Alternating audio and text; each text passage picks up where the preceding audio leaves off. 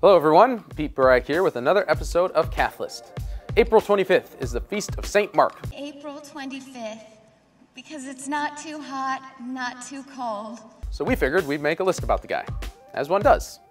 Or as at least we do anyway. Did you know that Mark wasn't one of the original 12 apostles? Instead, he was a follower of Peter, the first pope, and served as his interpreter and scribe.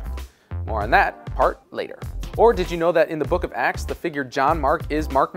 Yo, Marky and the Funky Bunch, we coming back at you one more time. He's simply referred to as Mark in St. Paul and Peter's epistles, but in Acts he's called John Mark. Well, those are two things you might not have known about St. Mark, and we have more facts for you. So sit back, relax, enjoy, and take a shot every time I say Mark. Just be prepared to pray to St. Bibiana. The Gospel of Mark, strictly speaking, is anonymously written, but there is substantial evidence that it was written indeed by Marky Mark himself. This is evident in the writings of the early Christians, including St. Irenaeus' book, Against Heresies, wherein he reported that Mark penned his gospel as a scribe for Peter, adding the following detail. Peter and Paul proclaimed the gospel in Rome and founded the community. After their departure, Mark, the disciple and interpreter of Peter, handed on his preaching to us in written form. This is supported in the writings of Justin Martyr, who called one of the Gospels a memoir of St. Peter. Marky Mark is first mentioned in chapter 12 of the book of Acts. Peter had been captured, imprisoned, and was scheduled to be martyred. He was miraculously freed during the night by an angel, and then went to update the Christians in the area who were gathered, guess where? Mark's mom's house. After this, Mark is mentioned more frequently and began to play a prominent role in the life of the church, traveling with Paul and Barnabas and spreading the gospel. Mark was the subject of a big falling out between Paul and Barnabas, which is recorded in Acts chapter 15.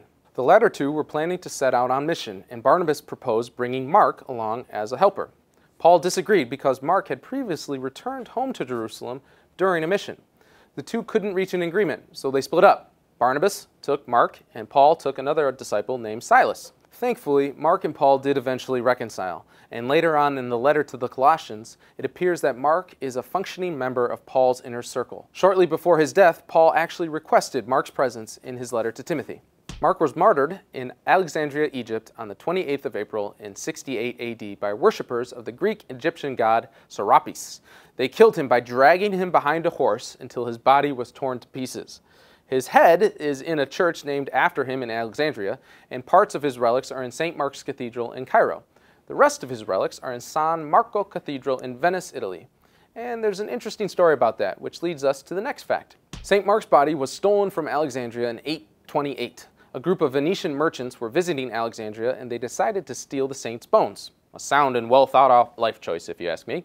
According to legend, the merchants exhumed the evangelist's remains and smuggled him out of town in a barrel of pickled pig parts, hoping Muslim inspectors would not get too close. The merchants made it safely to Venice, and the city promptly set to work building the extravagant St. Mark's Basilica, adopting Mark's winged lion as the new symbol of the city. This had the Venetians so excited because having the remains of a saint was a status symbol at the time, and in their minds this put them on the same level as Rome. As they say, steal a cool saint, build a cathedral around the bones, profit. Here's another tidbit. Venice already had a patron saint before they aggressively adopted St. Mark. It was St. Theodore, and you can still see him perched with his dragon atop one of the two ancient columns beside the Palazzo di Calle. Atop the second column, of course, is a winged lion.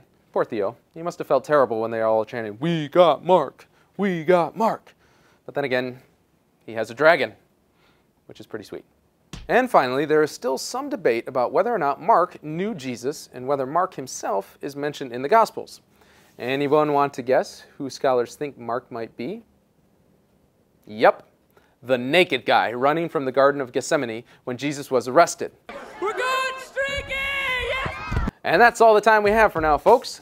Thank you so much for watching this episode of Cathlist. Don't forget to check out the links in the description and subscribe to this channel to see more videos like this and our other content. As always, there are outtakes at the end of the videos, so stick around for those too. Click here to learn about Ave Maria Radio, and click here to learn about the young adult outreach I direct. If it's not working because you're on mobile, then go down in the description and you'll find the links. I'm Pete Burak. I'll see you next week, and God bless. Well, those are two things you might not have known about St. Mark, and we have a whole more mange boo. Just why I was a little ahead of myself there. Just be ready to pray to St. Bibina.